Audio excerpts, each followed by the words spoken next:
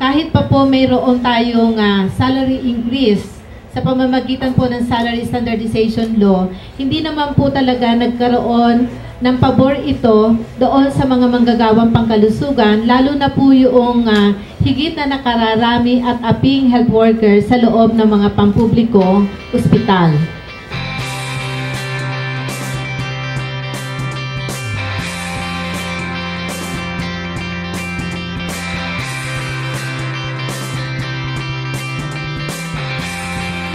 Pamahalang Aquino na po ang nag-ulat na for a family of 6, ang living wage po ay 27,000 kada buwan.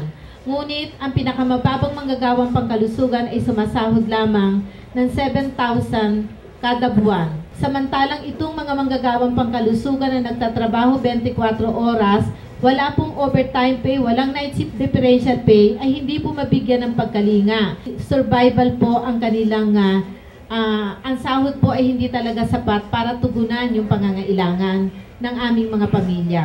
Bakit ang pagkalinga ng pamahalaang Aquino ay naandoon po sa utang na hindi naman po pinakinabangan ng taong bayan? The nursing profession is a dying profession because we are exploited and we are abused. Sa buong bansa ngayon, kami ay walang trabaho halos.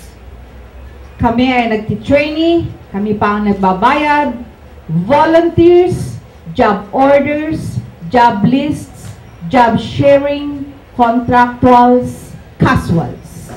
Alam niyo ba po, sa isang lugar dito sa Maynila, ay talaga pong ang mga nurse, napakalaking ospital nito, 5 buwan lang po siya. At pagkatapos nun, wala na po siyang trabaho. Ibig sabihin, contractual.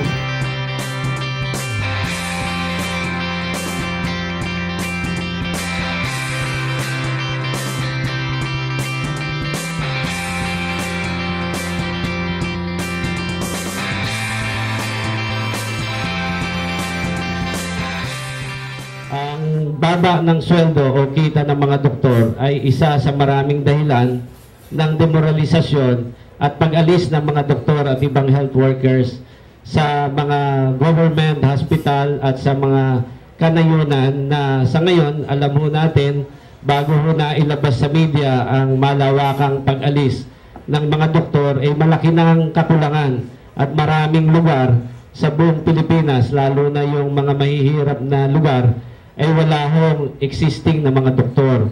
Tama po. Masasabi ko lang po ay sa pag-alis po ng mga nurses natin at sa pagsunod din ng mga doktor natin na nagiging nurse sa paghahanap po ng magandang trabaho at sweldo sa ibang bansa, ang mga midwives po ang siyang naiiwan. So, kami po yung mga sinasabi na barefoot doctors. Kami po yung mga nag-iimplementa ng halos lahat po ng mga basic services na ini-implement po ng Department of Health at ng local government unit before and after devolution. Amin pong sektor, sa totoo lang may law na ho kami. Yung RA 9173 na noong pang 2002 ay napirmahan. At ang nakatakda po doon sa law na yon na ang salary grade ng mga nurses ay salary grade 15. Pero po hanggang ngayon, hindi pa rin yan nasusunod.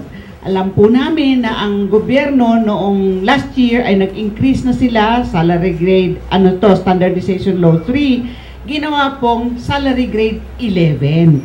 Ang layo po nun sa talaga nakatakda sa law na ang dapat na simula ng Nurse 1 ay salary grade 15. Kung nawawala po ang mga nurses sa Pilipinas at ating pong sinasabi ng kalusugan ng ating mga nanay, mga bata, yung NDG 4 and 5, hindi natin halos maabot.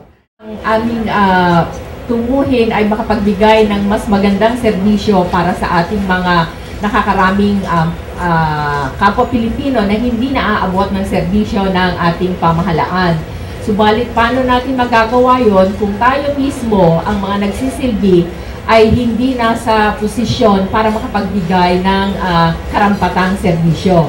Ang sabi nga, tayong bumubuhay, tayo ang pinapatay, dahilan sa ang minimum wage natin at ang kabuwang sahod natin ay hindi sapat upang mabigyan tayo ng disenteng pamumuhay.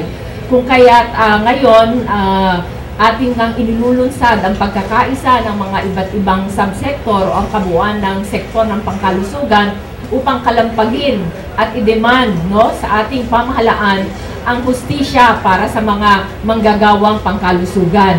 At sinasabi natin na hindi lamang ito para sa atin. Ito ay sa kagalingan ng mga mamamayan na atin rin nating pinagseserbisyohan